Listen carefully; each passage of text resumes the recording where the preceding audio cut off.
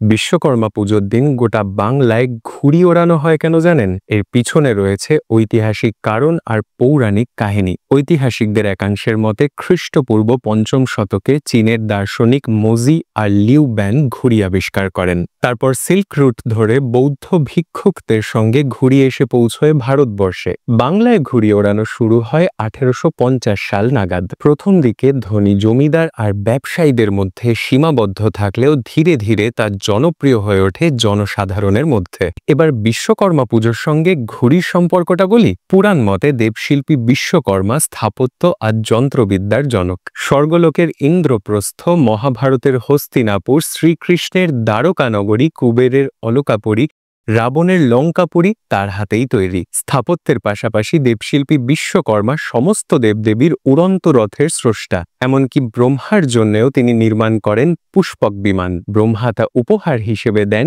কুবেরকে। পরে রাবণ সেই বিমান কুবেরের থেকে ছিনিয়ে নেন। দেবশিল্পী বিশ্বকর্মার সৃষ্টি করা অবিশ্বাস্য আকাশযানকে কুর্নিশ জানাতেই আজও বিশ্বকর্মা পুজোর দিন গোটা বাংলার আকাশে ঘুরে বেড়ায় ঘুড়ির দল।